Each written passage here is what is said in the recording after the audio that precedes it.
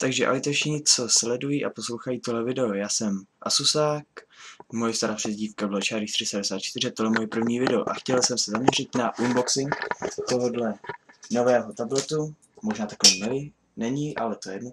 Jmenuje se Go Clever Tab R76.1.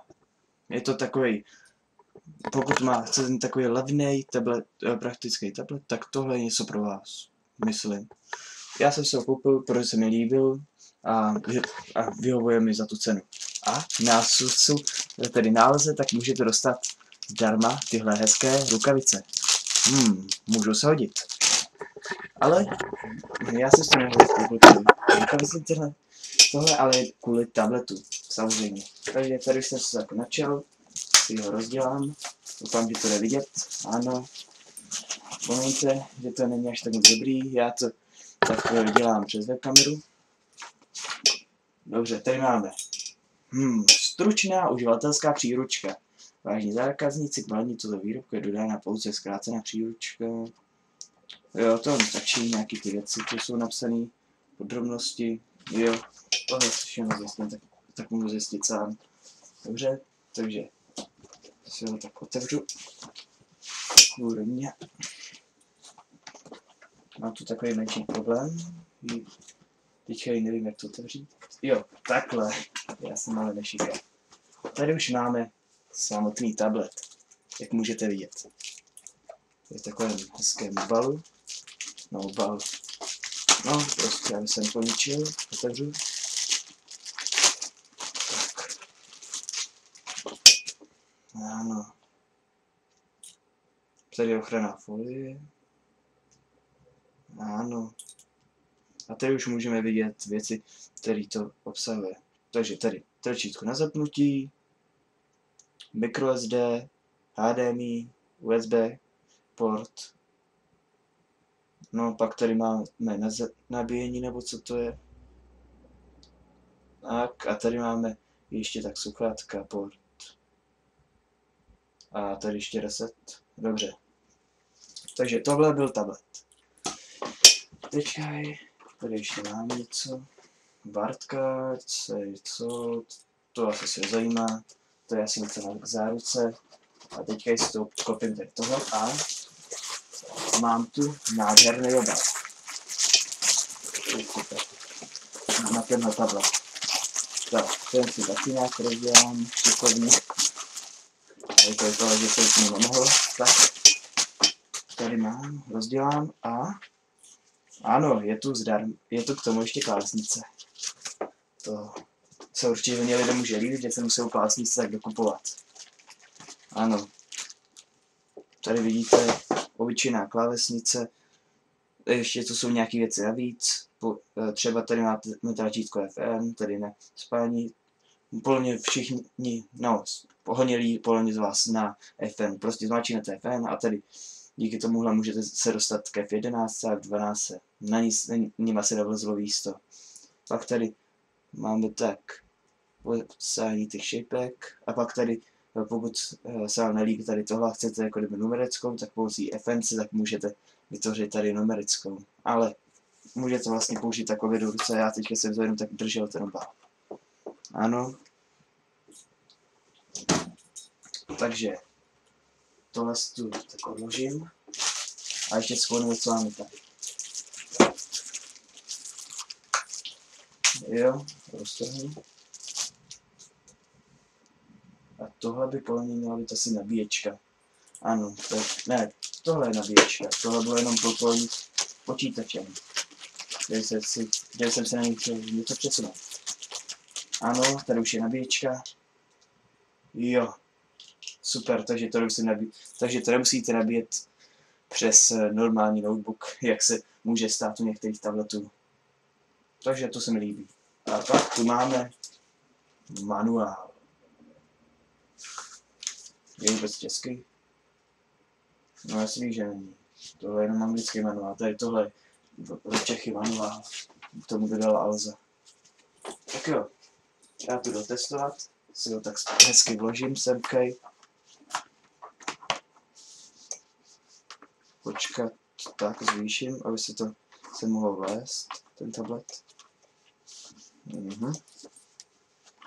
Napasuju ho. Tak a tady by mělo vyskočit na to spuštění. Tohle je ono, ne? Nebo že by tohle... Já to nevidím, já se musím rožnout. Tak. Ano, tohle je tlačítko na zapnutí, ale se ho nemusím pro ní nabít. Vypadá to, že jo. Takže dají, takže u Alzy tak dají nebitý, abyste si to ještě museli předtím tak dát do nabíjení, abyste si hnedky mohli zapnout váš tablet. Tohle je ono? Nebo je to tohle? No, do tohle to vypadá, že tak pasuje líp. Kurně. Menší takový problém. Nejbližší zásuvku mám tady. Tak já si... Teďka to asi budu muset přesunout. A kurně. Dobře. Tohle jsem nečekal. To se tak může stát. Tak já tak přesunu webkameru. Dobře. Tak. To je víc, to je nejvíc blíž, jak můžu dostat. A teďka ji tablet zapnu. Původně zapojil jsem z rozpadného konektoru, nejtáhu. Ta nabíječka. Jestli mě prodali nefunkční tablet, tak budu okamžitě reklamovat. Jo, už se zapíná. Ano. Já jsem se ho tam dal obráceně. Já jsem ale šikovnej. Menší fail. Ale v tom případě, jak to mám nabíjet? Jo, je to obráceně. Ano. Takže si to tak zase vyndám. Tohle budu muset nacvihnout. No tak tohle je teda pěkně udělaný. Tak. No tak zatím na to tak kašlu. Podle mě by bylo lepší, kdyby tak nabíječka byla tady. Ano, zapnu to. Ano, jak to mám repnout? Dobře, to vidím. Ano, ale co s tím mám dělat? Jo, takhle. No jo, už to mám. A tady... Já jsem mal nešikovnej. Promiňte. Tak a tady můžete vidět. Tablet funguje. Doopravdy. On funguje. Ano. Já s tou webkamerou vůbec neumím manipulovat. Tak.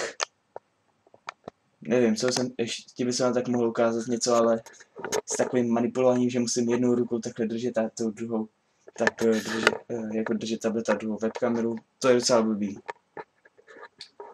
Počkej, možná je ta baterie nakonec teda nabitá. Ano, jen to trochu trvalo, než se to zapnulo. Takže můžu jít zase blíž. Webkameru tak, abyste mohli líp vidět, tak dám tak. Ano. Ano. Takže tady můžu vidět, mám ještě několik volných míst, samozřejmě. A tady je speciální plocha Go Clever. Dobře, takže si... Jo, rovnou Skype a Angry Birds už jsou ve výbavě. To je dobrý, takže si to nemusíte jako blbci hledat a stahovat. Teďka by mě jenom zajímalo, jestli tak může připojit. No, tak na to už si tak pořeším asi sám. To je asi všechno, co jsem vám tak chtěl ukázat. Takže to je takový hezký tablet s rukavičkama, zdarma od Alzy. Možná to neplatí moc dlouho, bytovám, tak si už si je koupím co nejdřív. A ještě s takovou klávesnicí a obalem, jak jsem vám ukazoval, tak můžete za cenu nějak 2400 mít od Alzy tento hezký tablet. Samozřejmě ta klávesnice a ten obal to je od všech obchodů, protože to patří to Go Clever dal tak do základní výbavy. Takže to je tak všechno a čauce, uvidíme se možná u nějakého dalšího videa. Možná, to jsem řekl dost. Jasný, že jsou nějaký další video.